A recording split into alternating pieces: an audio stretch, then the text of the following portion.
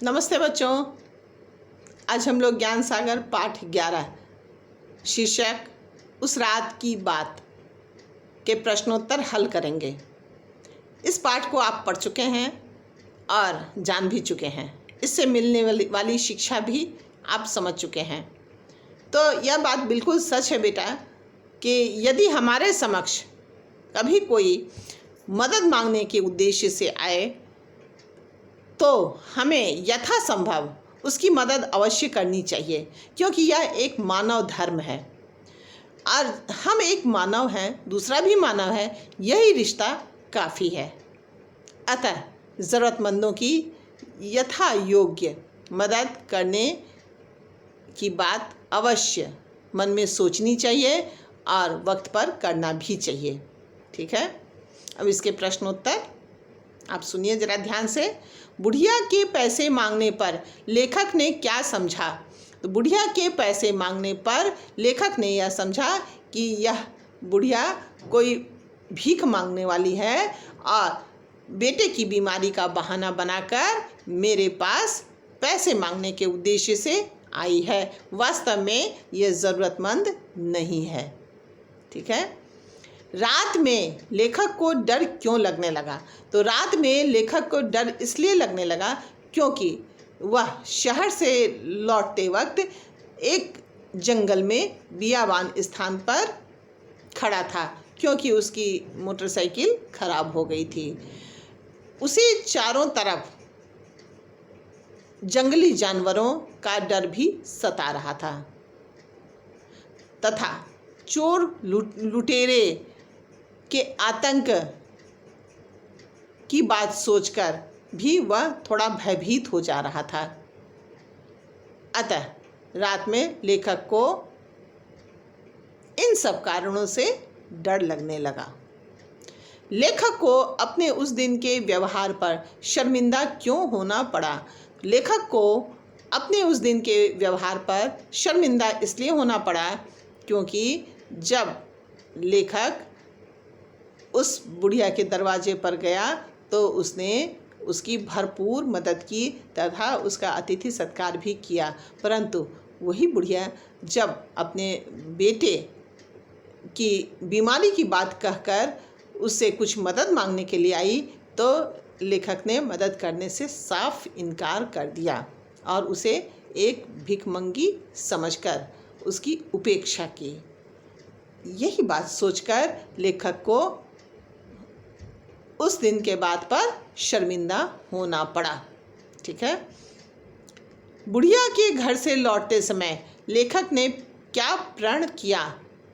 तो इसका बेटा उत्तर आप ऐसे लिखेंगे कि बुढ़िया के घर से लौटते समय लेखक ने यह प्रण किया कि जिस मानवता का पाठ उसने बुढ़िया के घर पढ़ा है उस पर अमल करने का वह जीवन पर्यंत कोशिश करेगा।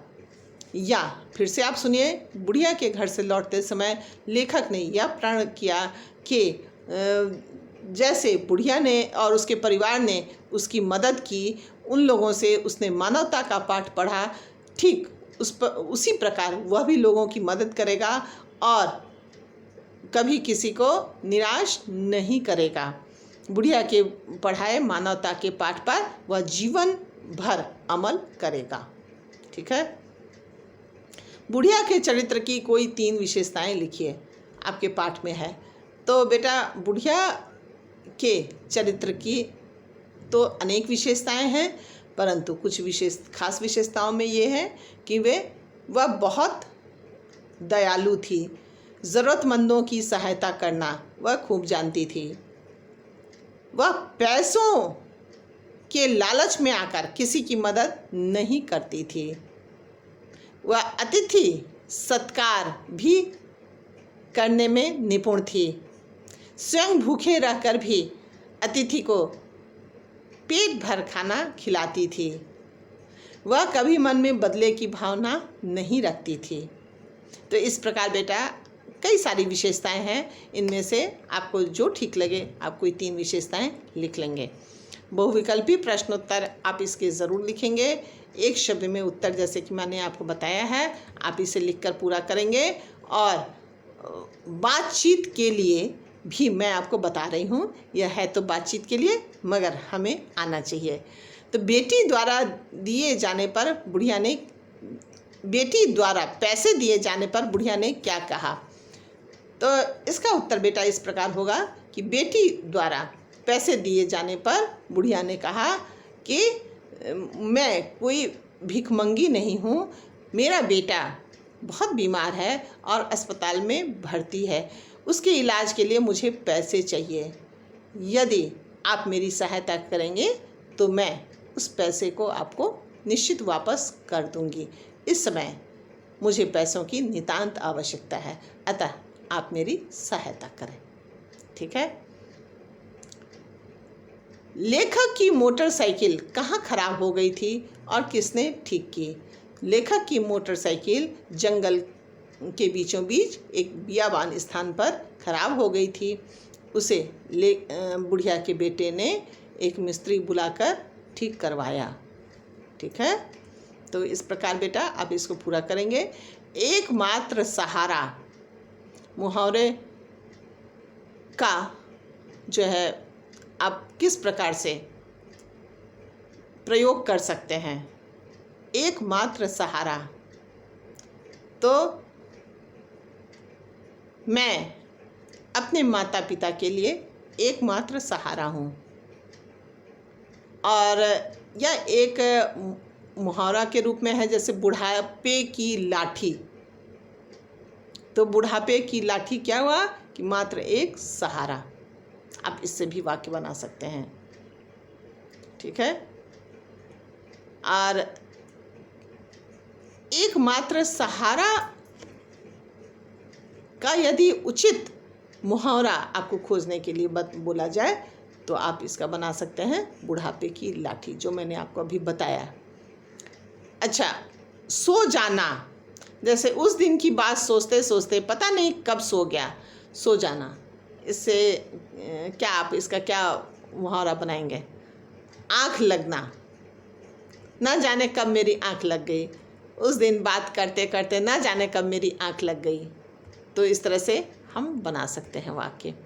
इसी प्रकार है बेटा, मैं डर गया, भयभीत हो गया या सकपका गया, अब बना सकते हैं। लज्जित हुआ, पानी पानी हो गया, मुहावरा इसका हो सकता है, अब बना सकते हैं बेटा। इसी प्रकार अतिथि शब्द से यदि आपको वाक्य बनाना पड़े तो आप कैसे बनाएंगे कि हमें घर आए अतिथियों का भरपूर सत्कार करना चाहिए। घर आए अतिथियों का हमें पूरी तरह से ध्यान देकर सत्कार करना चाहिए।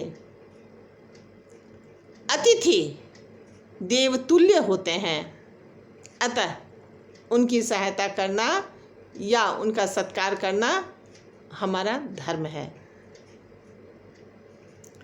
मैं घर आए अतिथि का स्वागत करता हूँ। आप छोटे में अच्छा वाक्य बना सकते हैं। विपदा यानी विपत्ति, तो हमें विपदा में लोगों की मदद करनी चाहिए। ठीक है। अनहोनी यानी कभी कभी कोई अचानक से घट जाने वाली घटना, तो आप इससे वाक्य क्या बनाएंगे कि हमें सदा अनहोनी घटनाओं के लिए भी तैयार रहना चाहिए, या अनहोनी घटना पर हमारा कोई वश नहीं होता। इस तरह से आप इसका प्रयोग कर सकते हैं। आप अपने पाठ से अच्छे अच्छे शब्द खोजकर, कठिन शब्द खोजकर उससे वाक्य निर्माण अवश्य करें। ठीक है। और इस पाठ में मिली शिक्षा को आप अवश्य बार बार पढ़ें, उस पर ध्यान दें और अमल करें, क्योंकि ये अत्यंत शिक्षाप्रद कहानी है और हमें इससे यह एक अद्भुत शिक्षा प्राप्त होती है कि सिर्फ हम इतना ही ना समझें कि हम एक मानव हैं और हमें अपना जीवन जीना है, बल्कि यह भी समझें कि हमारे मानवीय धर्म भी हैं। हम मानव हैं तो मानवीय धर्म भी हमारे साथ जुड़े हुए हैं। जहाँ इसकी आवश्यकता हो हमें अवश्य प्रयोग करना चाहिए, अन्यथा हम पशुवत हो जाएंगे। मानव होते हुए भी हम पशु के समान हो जाएंगे, हम अपने कर्तव्य से विमुख हो जाएंगे। अतः हम मानव हैं और मानवीय धर्म का निर्वाह हमें अवश्य करना चाहिए तथा आवश्यकता अनुसार लोगों की मदद भी करनी चाहिए। ठीक है।